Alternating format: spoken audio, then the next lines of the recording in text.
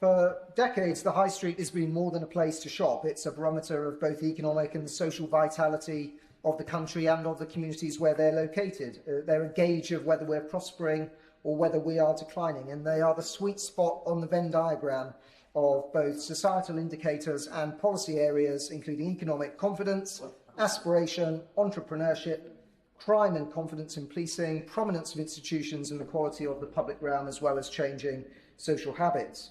Yet today, high streets across the country face existential threats, from unaffordable costs and dwindling footfall to surging illicit activity and a loss of purpose. And I know that this sentiment is not just mine, it's shared by so many. An August 2025 UK hospitality survey revealed that 42% of people nationwide believe that their high street is worse than it was a year ago, with that statistic rising to 55% in suburban areas.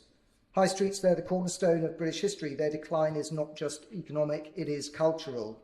And their disappearance is a stark signal that the identity of many communities is also changing and in many cases eroding. In 2024, an average of 38 shops or stores closed every single day, with independent retailers accounting for 85% of those closures. So we are allowing our proudly owned family-run shops and ambitious independents to be replaced by a sea of cheap e-vape outlets, barbers, charity shops and unregulated aesthetic clinics, many of which are linked to the black market. I will give way. For giving way. So much of this debate focuses on the high streets under a magnifying glass. In my constituency of North Devon, 1 in 5 people work in the retail or wholesale sector. Does my honourable friend agree with me that if our shop fronts were a factory or a shipyard, the government would be framing the challenge very differently? I think the point was made by another honourable member earlier that because the losses in retail are dispersed very thinly across the country, this erosion is taking place in plain sight. And if it was an industry with a collective sort of centre in one location, it would probably be viewed very differently. Our town centres, Madam Deputy Speaker, they need essential services like banking hubs to compensate for the decrease in bank branches between 2010 and 2023, so that people of all generations can manage their finances. We need the heart of our cities, towns and villages to be restored and thriving once again. And let's just have a look at the environment in which some of these are operating. The economic climate. Well, national insurance changes hit sectors very hard last year. Sectors that provide accessible careers, including hospitality, were hit the hardest.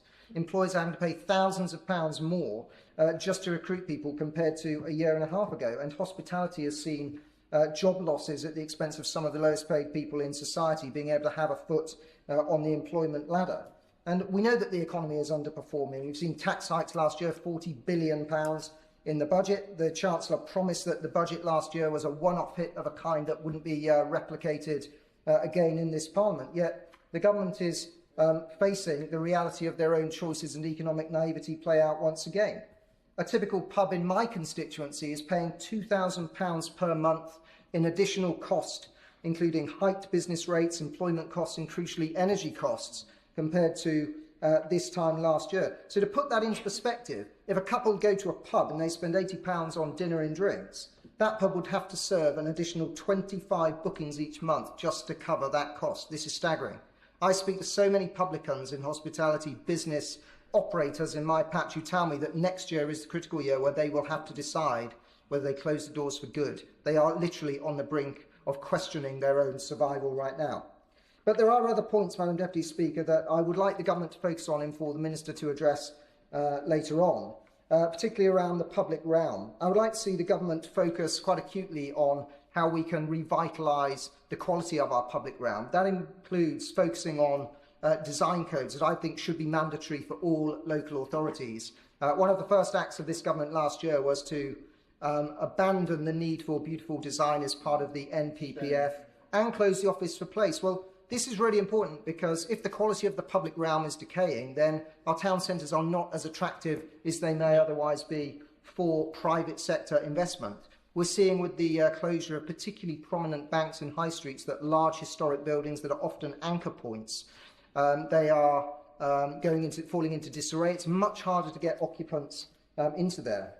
This is why I'm really pleased to support the Conservative proposal to abolish business rates for pubs, shops and hospitality, this would be a real shot in the arm for high streets up and down the country. And I'm conscious of time, Madam Deputy Speaker, but there's one other point that I would like to touch upon that hasn't been mentioned in this debate yet. And it relates to the role that local councils can play. Local councils are great at kick-starting local economic activity, but in order for them to be empowered to act as the catalyst in their local areas, we do need to address the elephant in the room that is adult social care. Whilst the government is focusing on local government reorganisation, I would implore the government to think about the role. Well, he's shaking his head, but the reality is, yeah, I will give way. I welcome the members opposite's new interest in adult social care. The Dilnot report was delivered in 2011.